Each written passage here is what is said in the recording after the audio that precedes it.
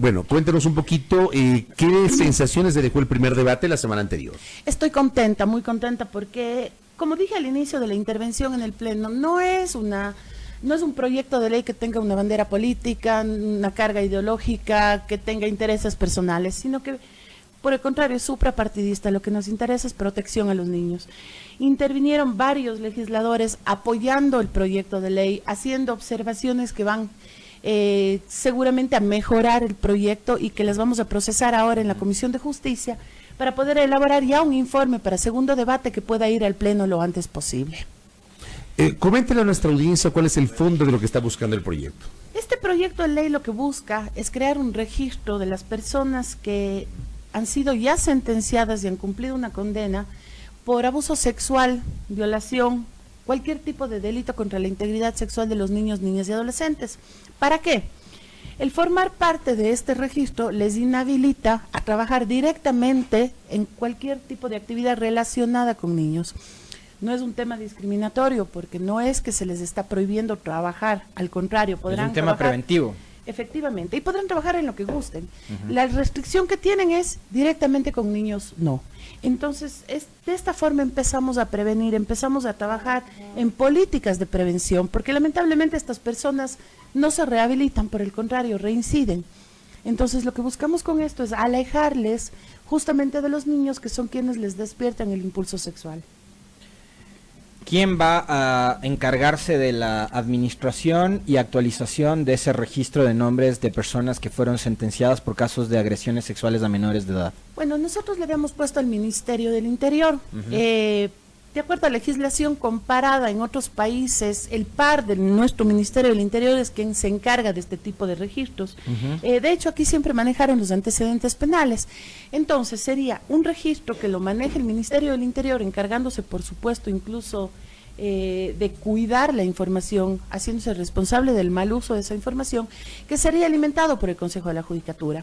Este certificado sería emitido de forma gratuita. Entonces, cualquiera de nosotros, el día de mañana, que queremos trabajar cerca de niños, vamos al Ministerio del Interior y solicitamos la emisión de ese certificado de no encontrarnos inhabilitado. En el Pleno sugirieron que sea directamente el Consejo de la Judicatura, 2 asambleístas, así que eso vamos a poner en debate ahora en la comisión para analizar la pertinencia o no de cambiar el organismo encargado. A ver, lo que queremos entonces con la aplicación de la ley Rivas es evitar que personas que tuvieron que enfrentar algún proceso judicial por delitos sexuales en contra de menores de edad entren a trabajar nuevamente a lugares donde tengan contacto permanente con niños. A ver, supongamos que si hay una persona que está buscando trabajo y va a una escuela, a un colegio, una academia, etcétera, a buscar trabajo. ¿Es responsabilidad de quién? ¿De la institución revisar ese registro y que no conste el nombre ahí? No revisar, solicitar a la persona que está interesada en el puesto de trabajo. ¿Y por qué lo hicimos así? Porque para que cualquier persona pueda ingresar a revisar esto, debíamos hacer este registro público y ahí sí generaríamos discriminación.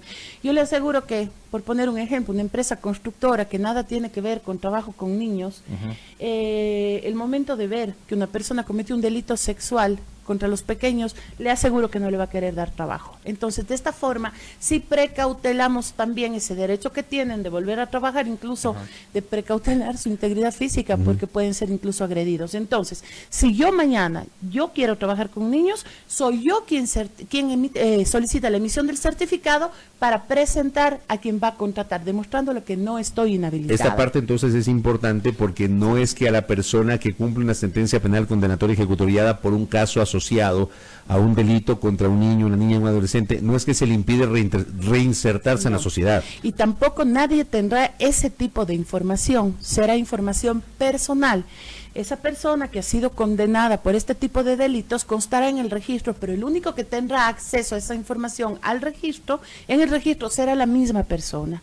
Es información de índole personal, precisamente para precautelar también los derechos que pueden tener estas personas de reinsertarse en la sociedad. ¿Y qué, por ejemplo, qué otro tipo de actividades sí podría llevar adelante esta persona? Cualquier otra actividad menos... Otra actividad, puede dedicarse a la ingeniería civil, a la arquitecto, comerciante, etcétera, periodista, todo lo que quiera.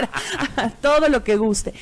Lo que no puedes con niños directamente, no podrá ser el conserje de la escuela, no podrá ser quien maneje la buseta escolar, no podrá atender el bar de la escuela, administrar la cancha de ballet, ser entrenador en la academia de fútbol de los niños.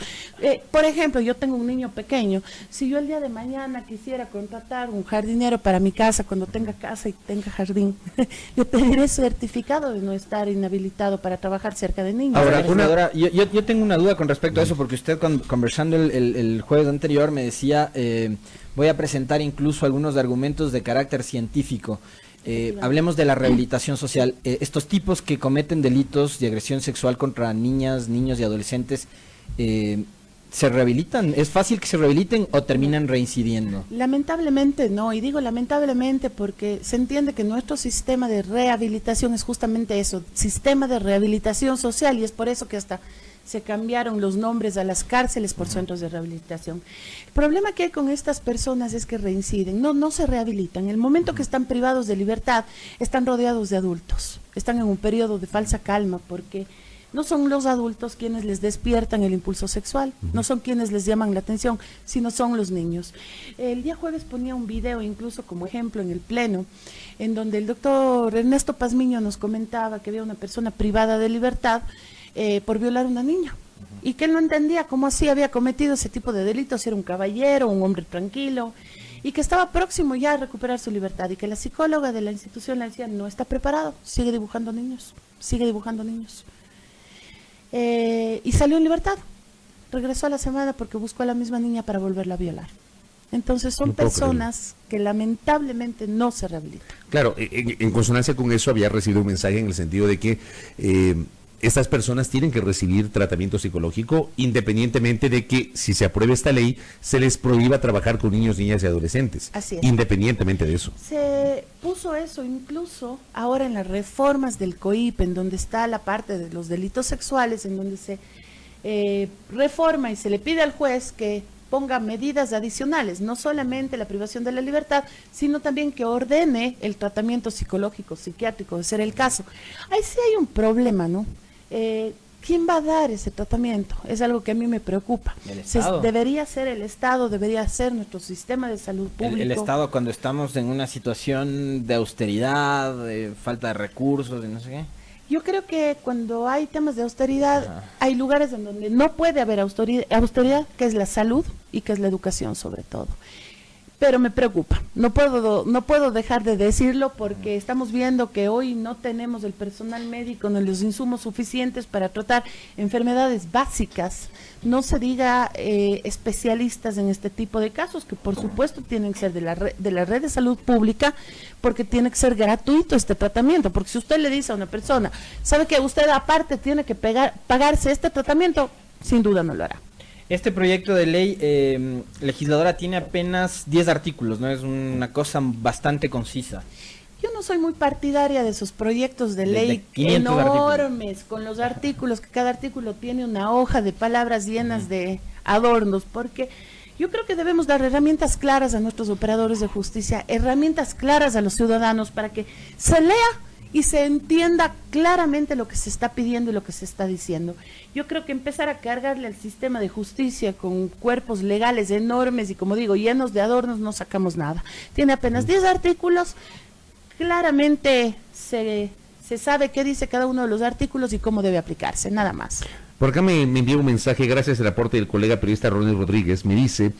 Según cifras de algunos países, se habla que un 10% de personas que fueron sentenciadas por violaciones no se rehabilitan, y en países como Ecuador y Perú este porcentaje sube. No sé qué referencias tiene a propósito de esta reflexión que hace nuestro amigo, colega y oyente. Hay varias cifras que se dan en distintos países, se habla del 17% de reincidencia, se habla del 30%, en otros se habla del 15%. Acá no tenemos cifras claras, o sea, ni siquiera tenemos estadísticas claras de los números de violaciones que existen, porque se manejan distintas cifras en los... Y porque no todas se denuncian.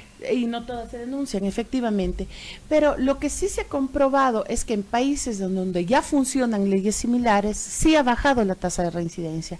Claro que están países, si quieren llamarles del primer mundo, como Estados Unidos, Alemania, Francia, España, pero en nuestra región, en Argentina, Nicaragua, El Salvador, Uruguay, recientemente, hace, me parece 3 semanas, 4 semanas a lo mucho, se aprobó ya en Colombia este tipo de ley, estaba para tercer debate, ellos tienen un debate más que nosotros, pero fue emitida ya vía decreto presidencial. Entonces son normas que sí funcionan y están funcionando bien en otros países. Ahora, yo tengo una duda con respecto de un mensaje que nos escribía una de nuestras oyentes, que nos dice esta ley se circunscribe únicamente a los temas laborales, ¿no? Pero, por ejemplo, ¿qué pasaría si uno de estos sujetos está rondando escuelas o colegios, los exteriores, ¿no? Esperando que salgan los niños, cosas por el estilo? ¿Cómo hacer para que se evite eso, ¿no? De que estos criminales estén al acecho de las víctimas. Efectivamente, es algo que estamos analizando cómo empezar a trabajar, y no solamente eso, sino que hay otra parte que no abarca este proyecto de ley,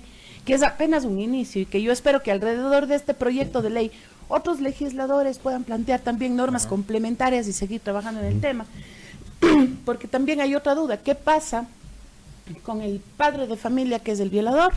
Tampoco abarca a este tipo de casos este proyecto de ley, sino efectivamente se circunscribe únicamente a temas laborales, que como decía, cuando me preguntaban, digo, es una primera piedrita en el camino de la prevención, y tenemos que seguir trabajando precisamente para cubrir estos otros espacios. Y no solo el papá, sino los abuelos, los primos, todo el entorno, ¿no? Claro, porque entiendo que las estadísticas dicen que es en el entorno familiar en donde donde ocurren con mayor fuerza, ¿no? Con mayor recurrencia. ¿Cómo separamos de la casa al padre? ¿Cómo le sacamos de la casa a la madre, que también hay mujeres violadoras? ¿Cómo le sacamos al abuelo cuando tiene al entorno familiar o tiene a la familia con anuencia de que regrese a ese espacio, ¿no? Entonces, por ejemplo, en otros países sí les ponen un grillete o dispositivo de vigilancia electrónica que emite señales del momento que se están acercando a escuelas, por ejemplo. Acá deberíamos tener algo similar. Tienen ellos con georreferenciación, tienen incluso donde están, acá sí se pondría el domicilio, el lugar de trabajo y todo, pero no se les tiene monitoreados. Por ejemplo, había un caso aquí en Ecuador de una persona que había cometido delitos sexuales en Estados Unidos. Ingresó al país, la embajada de Estados Unidos comunicó al Ministerio del Interior y ellos le tenían monitoreado, por ejemplo. Tenía un patrullero que constantemente estaba revisando que esta persona no se acerque a una escuela cercana que había en la ciudad en donde él estaba viviendo. Entonces, eso es un poco también la idea, que nos empecemos a alimentar de bases de datos de otros países, porque como Ecuador es un país que recibe con las puertas abiertas a quien debe y a quien no debe, también deberíamos tener ese tipo de información. ¿Este proyecto de ley es un proyecto o una ley independiente o se incorporaría otro tipo de cuerpo normativo que ya está vigente? Es una ley autónoma, no es una norma penal, por eso entonces no iría entra al al Código COIP, Integral ¿ya? Penal. No al Código de la Niñez y Adolescencia tampoco. Tampoco, ¿por qué? Porque estamos creando un registro. Aquí no estamos hablando de la pena de violación, no estamos hablando, aunque suene crudo, feo, lo que voy a decir, protección del niño. Estamos hablando el registro de violadores, que aparte es un tema civil, no es una doble pena. Correcto. Recibí un mensaje de Cristian Paula de Fundación Pacta, que siempre tiene la gentileza el doctor Paula de sintonizarnos. Dice, quisiera preguntar al asambleísta Cuesta, ¿cuál es el fin último del registro de violadores? El aumento de penas no disminuye la violencia de género, sin presupuesto a la ley para prevenir la violencia de la mujer, dice, por ejemplo. De acuerdo que el aumento de penas, de acuerdo a análisis, no soluciona los casos, pero este no es un aumento de pena.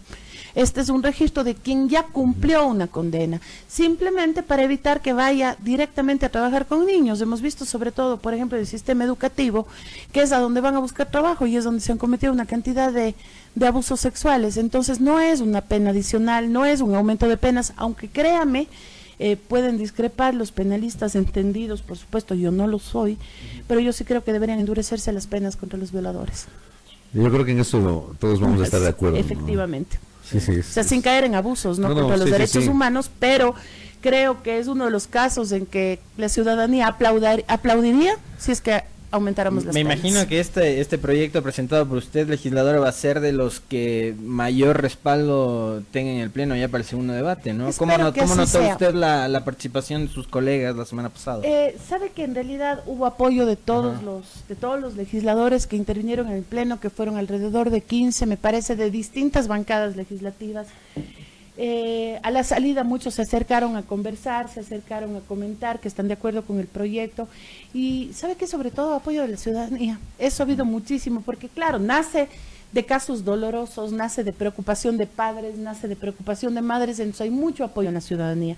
Veamos qué sucede. Tengo entendido que está puesto en la agenda legislativa para que sea tratado lo antes posible el informe para segundo debate, una vez que esté elaborado, si es posible, antes del receso legislativo o ni bien regresemos del receso. Espero que así sea. Usted sigue en la Comisión de Justicia, ¿no? Sí, es esa comisión la que tramita, la que recoge las observaciones, correcto. Sí. Pendientes de aquello, doctora, gracias por el tiempo.